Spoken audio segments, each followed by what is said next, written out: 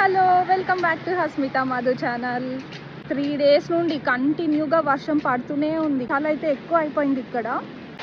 ఇంకా నితీష్ వాళ్ళ స్కూల్లో క్రిస్మస్ క్రాఫ్ట్ కాంపిటీషన్ అంట. దానికోసం అని చెప్పి ఇంకా కావాల్సిన థింగ్స్ అన్నీ తీసుకోవడానికే ఈ షాపింగ్కి అయితే వెళ్తున్నా. ఇప్పుడే నితీష్ని డ్రాప్ చేసా స్కూల్లో. సో ఈ మధ్య కుకింగ్ వీడియోసే ఎక్కువ అయిపోతున్నాయి కదా.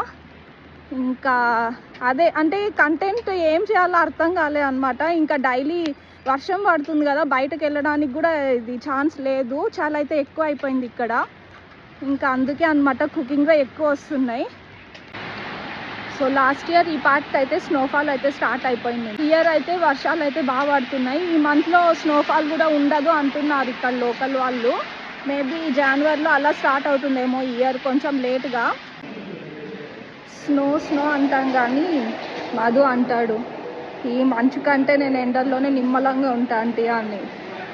నిజంగా కష్టం. 1-2 రోజులు చూడ్డానికి ఏదో బాగుంటుంది అంతే కానీ స్నోఫాల్ అప్పుడు ఇక్కడే ఆ మంచులోనే ఉండాలంటే లాస్ట్ ఇయర్ అయితే బాగా కష్టం అయింది మాకు కూడా. ఫస్ట్ టైం కదా ఇంత చలిలో. ఇక్కడ ఉండే వాళ్ళకైతే బాడీస్ అడాప్ట్ అయిపోయింటాయి ఈ క్లైమేట్కి అంతా. చిన్నప్పటి నుంచి ఈ క్లైమేట్లోనే ఉంటారు కదా.